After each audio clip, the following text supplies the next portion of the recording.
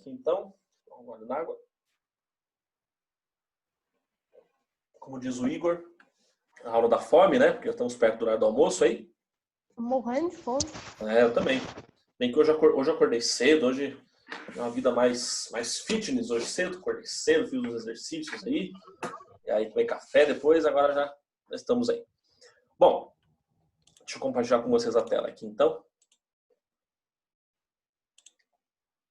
Vejam, na semana passada a gente trabalhou um pouco disso daqui, né? Só relembrando o que vimos na última aula. A gente trabalhou aqui então, coloquei as datas, né? E aí falamos sobre a liberdade religiosa, né? Essa dimensão libertadora nas tradições religiosas, essa dimensão de liberdade que existem. E aí eu falei que elas podem ser libertadoras ou podem ser opressoras. Depende do ponto de vista e da forma como cada um vai agir de acordo com aquilo que vive também. Isso é algo bem importante. Falamos sobre os direitos às religiões, que isso é para todas. Praticar culto e celebrar reuniões sobre religiões, fundar e manter lugares para esses fins, ensinar a religião ou convicções em lugares aptos para esses fins, escrever, publicar e difundir informação, fundar e manter instituições de beneficência ou condições humanitárias adequadas, confeccionar, adquirir e utilizar artigos e materiais necessários para ritos e costumes de uma religião ou convicção. Esses são direitos assegurados a todos, né, a todas as práticas religiosas. Lembrando aquilo que eu disse para vocês, né, o Brasil ele é um país laico. Então não deveria falar de religião, não deveria ter um ensino religioso. Não, não é isso. País laico significa que o Brasil não tem uma religião oficial no seu governo. Se os governantes, em qualquer época, são de religião X, Y, Z, isso não importa, isso não interfere. Mas o Brasil não tem uma religião oficial do Estado, como acontece, por exemplo, em países do Oriente Médio, em que o islamismo é a religião oficial do Estado, como, por exemplo, no Irã. Lá no Irã, o islamismo é a religião oficial do país. Como acontece também, como acontecia no Brasil, até meados do século XVIII, se não me engano, onde o catolicismo era a religião oficial do Brasil. Então, nesses governos de teocracia que a gente chama, o que é teocracia? Lembrando, né? Teocracia é quando o líder máximo religioso é também o líder máximo do Estado. Nós falávamos sobre lideranças religiosas no outro bimestre, e aí quando eu falei para vocês sobre o islamismo, a figura do Ayatollah, o Ayatollah Khamenei, ele é o líder religioso supremo do islamismo na atualidade e também é o chefe de Estado do Irã. Vocês podem perceber que ele não aparece com muita frequência, ele aparece lá de vez em quando, mas ele toma as decisões principais do seu país. Então, nós vivemos no Brasil um Estado laico. Estado laico não quer dizer Estado ateu. Estado laico quer dizer que no Brasil a abertura para a prática, celebração e profissão de fé de toda e qualquer forma religiosa, né? E inclusive no próprio ateísmo, né? Que é uma expressão filosófica da atualidade, inclusive do ateísmo. Então, o Brasil ele assegura esse tipo de direito. Professor, por que então tem lá no Senado tem um crucifixo? Não poderia ter uma imagem do Thor, sei lá, ou do Buda? Por que tem que ser de Jesus Cristo? Na verdade, a cruz presente no tribunal, o crucifixo presente no tribunal, é uma linguagem até do direito. Por quê? Porque vocês sabem, Jesus Cristo foi condenado à morte injustamente, num julgamento errôneo. E aí, dizem que o crucifixo se faz presente num lugar como um tribunal para servir de exemplo, para que os juízes não tomem decisões erradas, para que não aconteçam consequências como aconteceu com a de Cristo. Mas o Brasil, por ser um país laico, tem abertura a essas religiões, a todas as religiões, e mesmo assim é um país, como nós vimos na última aula, é um país que nós vemos um crescente avanço na intolerância religiosa, nos casos de intolerância religiosa, nos casos de violência religiosa, nos casos de intolerância que está acontecendo. Nós falamos disso na sexta-feira, né? No domingo, a igreja que eu frequento, que é a minha namorada, foi alvo de violência, de roubo. Foi até um pouco, não vou dizer que foi engraçado, foi trágico, mas aconteceu às 11h30 da manhã. nós tínhamos acabado de sair da missa, né? 11h30 não, umas 10h30. Nós tínhamos acabado de sair da missa e um homem entrou na igreja de máscara, conversou com o padre lá, falou para o padre que se precisar, ele faz serviço nas paredes de pintura, né? O padre conversou com ele, né? Gostou do serviço. Ele deu a volta, se escondeu no muro que fica entre a igreja e o salão paroquial e ficam duas senhoras fazendo limpeza dos bancos, né? Por causa da pandemia.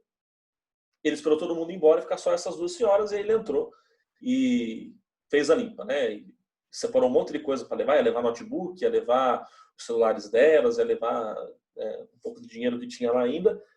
O dinheiro ele conseguiu levar, outras coisas não levou porque chegou uma pessoa na hora e ele fugiu. Então nós falamos disso na sexta-feira, no domingo aconteceu esse fato aí. Então esses casos de intolerância religiosa, violência religiosa, são cada vez mais frequentes. E aí eu perguntava para vocês, né, no exercício, na tarefa da semana passada, o que na concepção de vocês, na ideia de vocês, por que esses casos têm aumentado tanto no Brasil? Achei algumas respostas bem interessantes, né? E a principal resposta que a gente vê é a falta de respeito por aquilo que é diferente. Se por um lado o Brasil é um país que defende essa liberdade de expressão, de culto, de opinião política, tudo mais, ao mesmo tempo existem brasileiros e brasileiras que são bem intolerantes e aí defendem a liberdade até o momento em que alguém pensa diferente de si mesmo. Aí pratica intolerância, que é o que nós vimos aqui nas últimas aulas, né? E o fundamentalismo religioso, lembrando, é todo este apego aos fundamentos e a defesa rígida deles, né? É desconsiderar a existência de diferentes perspectivas e contextos, que nós sabemos que existem. Então, o fundamentalismo religioso é, por exemplo, o caso de você fazer uma leitura literal e fundamentalista de qualquer livro religioso. Da Bíblia, da Torá, do Alcorão, de qualquer livro religioso. E aí, hoje é dia 11 de setembro, né? Hoje a gente celebra, não, a gente comemora, a gente lembra. Comemorar quer dizer relembrar, né? Hoje a gente relembra 19 anos do atentado às Torres Gêmeas, no World Trade Center, lá em Nova York, quando 2 aviões foram sequestrados, né, bateram nos prédios lá. Os prédios acabaram caindo e morreram muitas pessoas. Acho que mais de 2.000 pessoas morreram.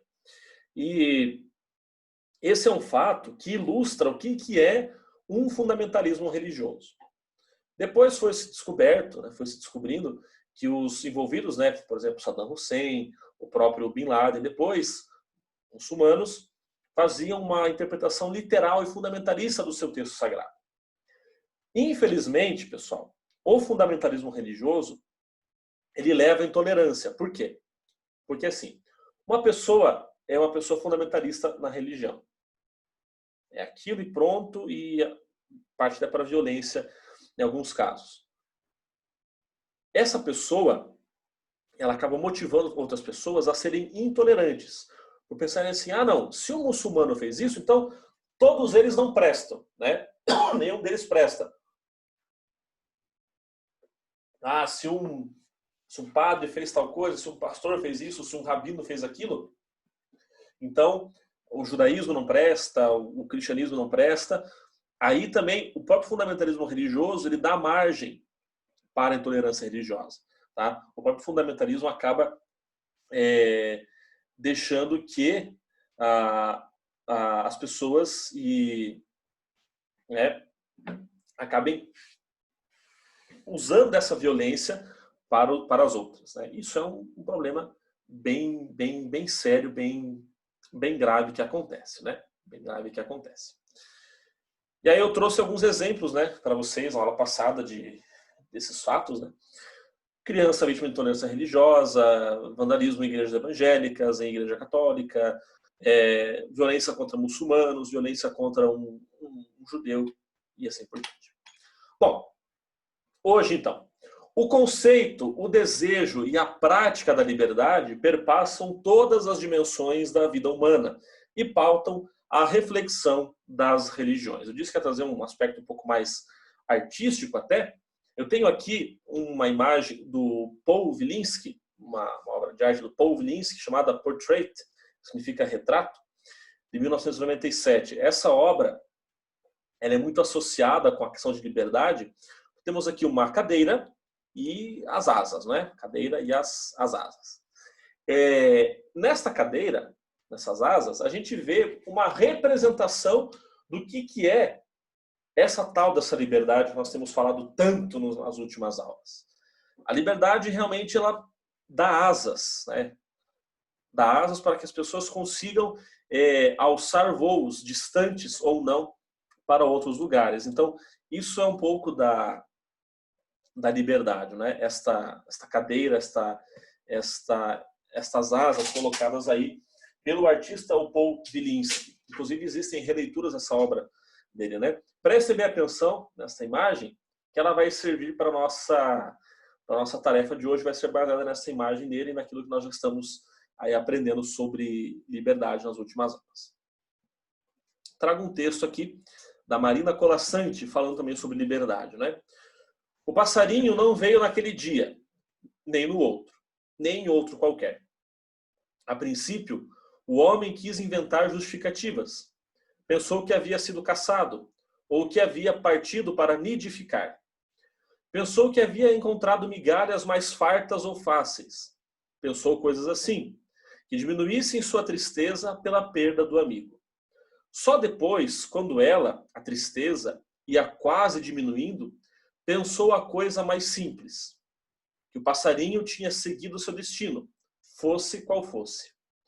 Um destino que o levava para longe dali, como o dele. Um dia também o levaria, longe daquele jardim, para sempre longe daqueles muros. Esse texto da Marina Colasanti é um texto usado também nessa reflexão sobre a liberdade.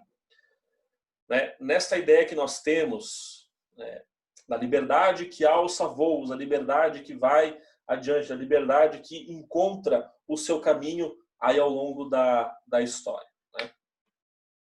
A liberdade é um dos valores mais importantes para os cristãos, retomando aqui no cristianismo. Né?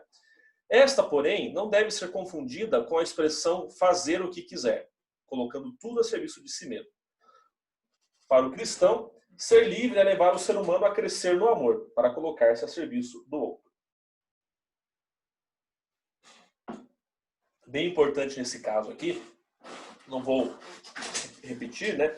Mas vocês já entenderam que quando a gente fala de liberdade, é essencial falar de consciência e de responsabilidade. Isso é essencial. Quando a gente pergunta para uma pessoa assim, para você, fulano, você, fulana, o que é a liberdade para você? É fazer o que quiser, fazer, né, ser livre para poder fazer o que eu quiser e tal, né? Necessariamente não é bem isso, né? A liberdade é você ter a liberdade mais de escolhas. Escolher fazer aquilo ou não, escolher agir daquela maneira ou não. É muito mais nesse sentido do que em qualquer outro. Tá? É muito mais desse ponto de vista do que de qualquer outro. E esse fazer o que quiser, ele vem repleto de consequências, né? De erros, de acertos e de responsabilidades que devem ser também acatadas. Temos um trecho aqui do apóstolo Paulo, na carta aos Gálatas, comunidade da Galácia, e o apóstolo Paulo escreve nesta carta o seguinte: Vós fostes chamados à liberdade, irmãos. Entretanto, que a liberdade não sirva de pretexto para a carne, mas, pela caridade, colocai-vos a serviço uns dos outros. Pois toda a lei está contida numa só palavra: amarás o teu próximo como a ti mesmo. Amarás a teu próximo como a ti mesmo. Mas se vos mordeis e vos devorais reciprocamente, cuidado para que não aconteça que vos elimineis uns aos outros. Então aqui Paulo escreve essa comunidade. A gente sabe assim, nesse caso, é um texto escrito para essa comunidade que vivia alguns problemas, né, de convivência. A gente sabe que conviver com outras pessoas é muito difícil, né? É complicado.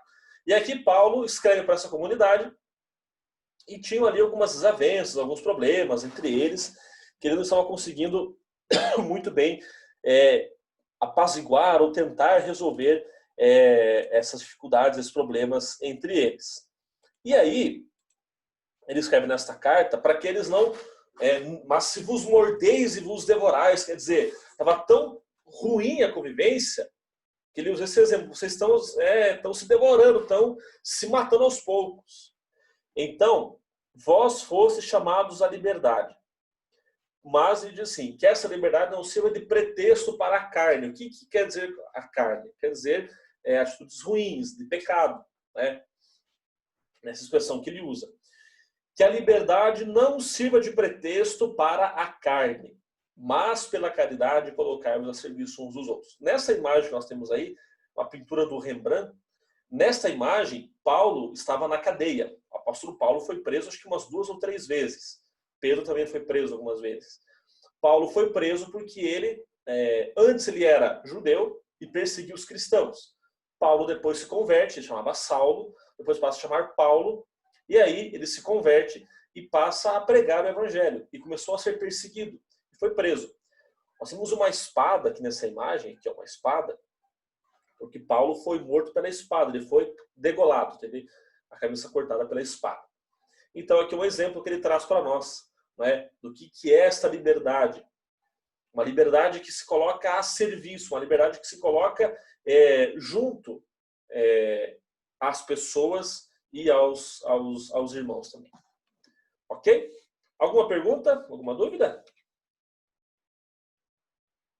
Tá tranquilo? Tá bem claro? Igor, Luísa, Christian, Eduarda, Giovana, Bruna, Júlia, Felipe, Ana Júlia, Rayane, Angélica, Luiz, Thiago, Alice, Clara, Eduarda, Isabela, Cecília, Lucas. Tudo sossegado? Professor, Oi. tem que copiar? Acho que esse de hoje não muito, porque é mais já um pouco de conclusão do nosso conteúdo, tá? Então fica tranquilo. Ok. Depois a aula vai ser postada também. Hoje eu vou postar a aula talvez um pouquinho mais tarde, lá por umas 4h30, porque eu vou terminar a aula do 7.1b e vou correndo cortar o cabelo hoje, que amanhã tem um casamento para ir, então tem que dar uma ajeitada aí no cabelo. Vamos para o Class 1 agora, com a nossa tarefa, número 4. Vou atualizar aqui. 7º A. Isso, tarefa 4. Bom, hoje é uma questão apenas, né? Uma questão apenas. Nome e turma, e aí responder para mim ali. A obra de Paul Wilinski combina 2 elementos, a cadeira e as asas. Pensando em liberdade, faça uma interpretação do que cada um desses elementos pode significar. Só essa questão para a tarefa de hoje. Pode entrar no Class 1. Agora são 11h43. Temos aí até meio-dia para realizar essa atividade aí, tá bom? Fiquem comigo aqui na aula e já podem ir fazendo. Fala, Igor. Eu não consigo sair para fazer atividade. Por que não consegue? Aí, agora deu. Ah, tá. Deu. Então podem fazer uma atividade aí e permanecemos aqui, tá? Até meio-dia, mais ou menos. Se forem tendo dúvidas, estou aqui para ir auxiliando vocês.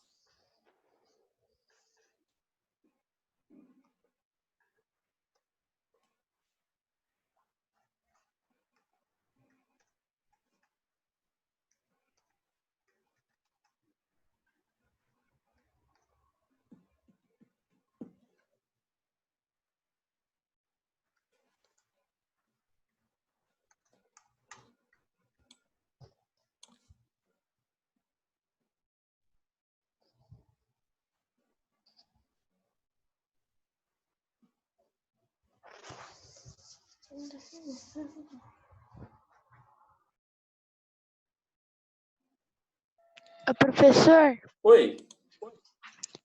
eu terminei já. Terminou? Nossa. Quem não terminou, pessoal, daí já pode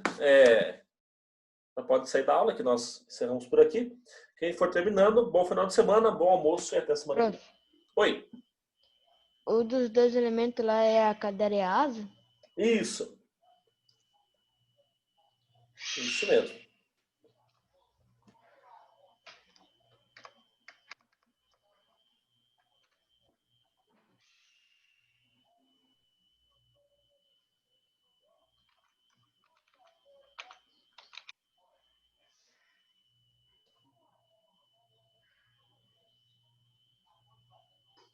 Ô, professor, Oi.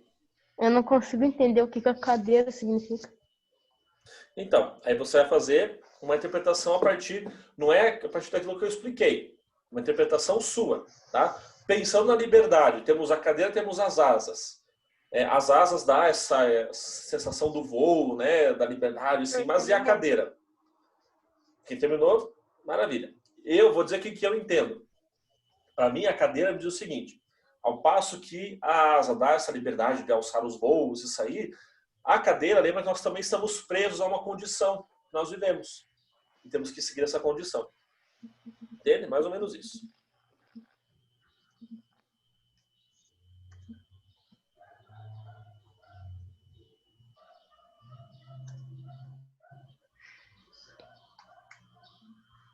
É de liberdade, né?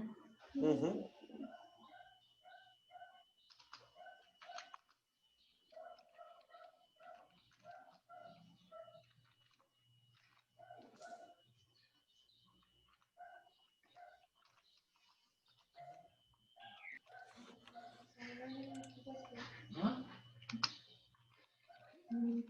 Olha pra mim pra pedir as flores. Não, o que eu pedi hoje pra você? Não, mas sai fora aqui, não serve também. Fazer.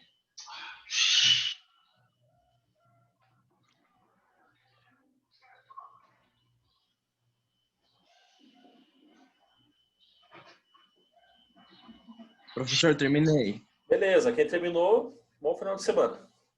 Terminei, professor. Beleza. Quem terminou aí, bom final de semana. Até a próxima. Não se esqueçam de responder a chamada depois no Classroom. Para você também, professor. Tchau. Valeu, tchau. Tá, tchau. Tchau, tchau. Terminei, professor. Beleza.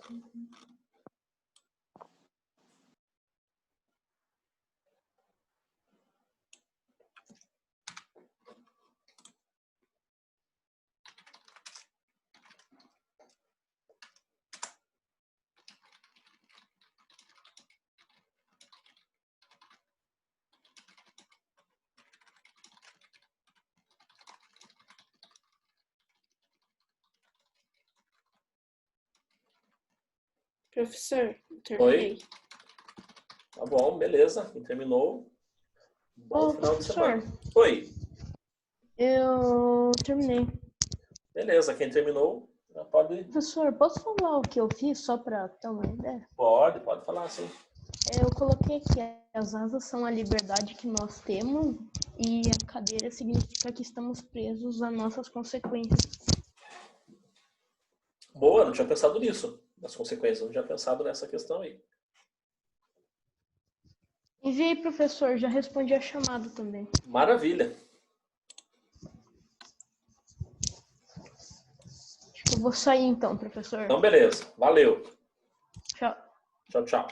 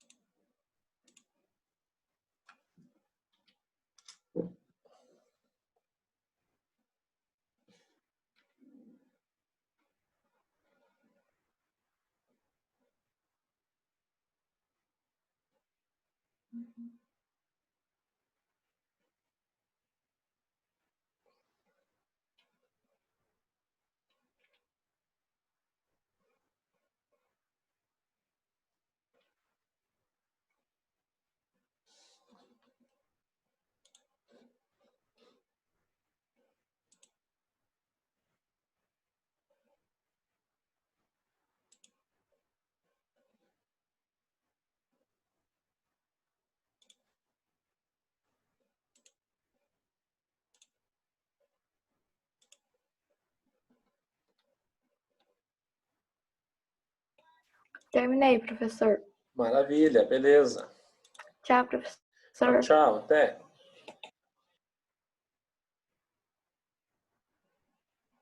Terminei, professor. Beleza, valeu.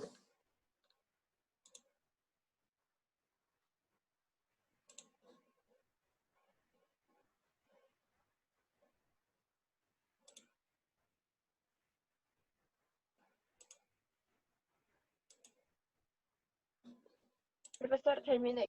Beleza.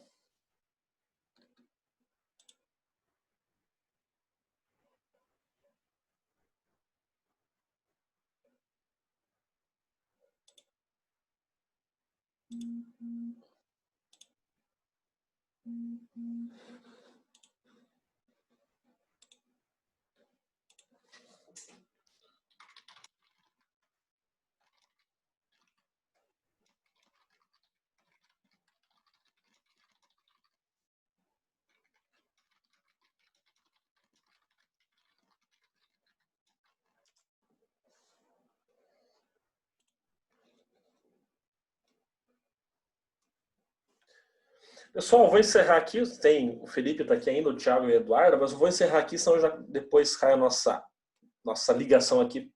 Beleza? Bom final de semana para vocês. Um grande abraço.